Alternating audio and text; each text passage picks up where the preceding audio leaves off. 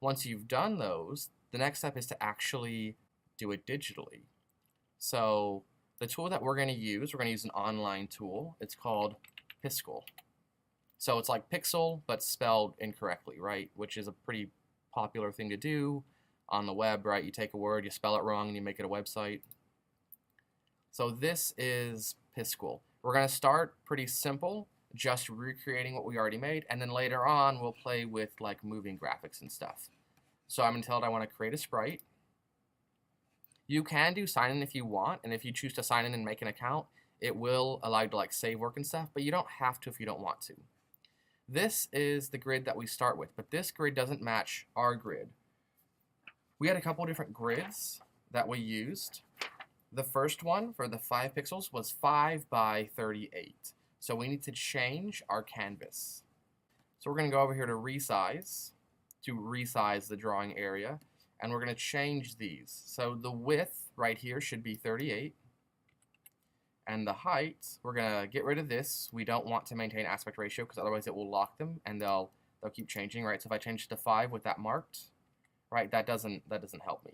So I can uncheck that, change this to 38, and that should match what we had, right? So this is what we had. So you want to try to recreate your name using this space, right? This 5 by 38 pixel grid. And I'm going to be looking for that. Once you finish with that and you've made yours, so if I just do something real fast.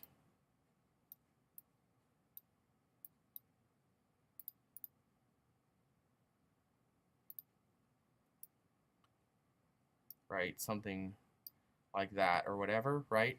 I can save it over here, exporting, right? So I can download it to a GIF when I'm ready. Now, the main tools that you want to play with right now are basically your pen tool. You might want to use the paint bucket. So like maybe I actually want the background to be white. Right now the background is see-through. I can change my color down here to white, and then I can color these in, right? So those are going to be your main tools right now, your paintbrush and your paint bucket probably. You also have an eraser. Now keep in mind that this white background is actually pixels. So if I erase, it does go back to transparency, right? Or if I erase the black, it does go back to transparency. So sometimes you might want to actually erase by coloring with whatever your background color is. That's just something to keep in mind. Now, while you're working on your name, if you want to get your pixel grid back on here, right, like you had the grid on the paper, that might make it easier on here, especially to transfer it. So over here in Preferences, you can go to Grid, and you can add the grid that way. This is a pretty small section, and I feel that I'm okay without the grid, so I'm going to work without the grid, but it's really whatever you prefer. So your first step is to recreate what you created before, right? And then when you're done, you can export.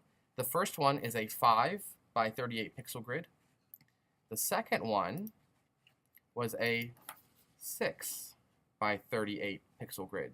So you would then do the same thing with the second one, right? And you would have to make it again.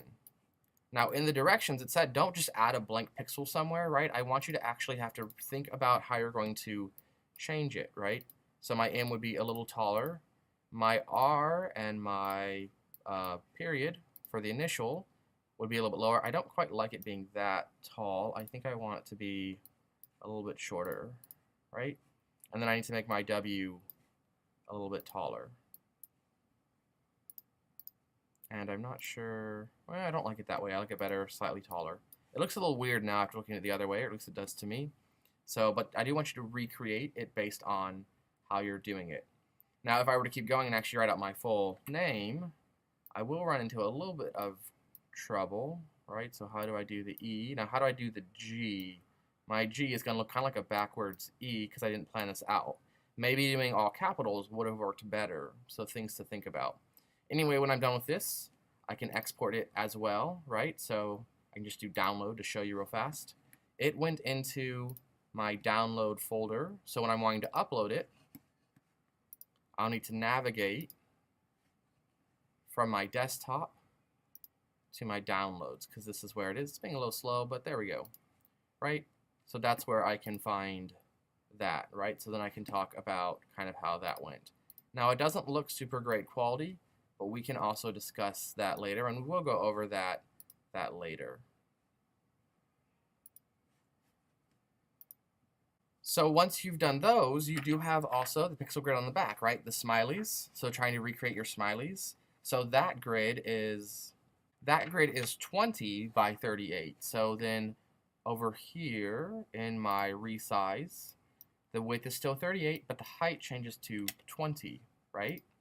So this is how much space I would have to make those smileys that I made.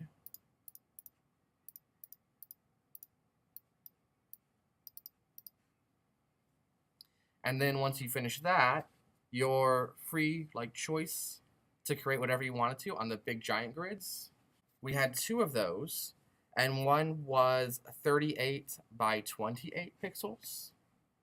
So if we go back into resize, it was 38 on the longer end by 28 on the shorter end.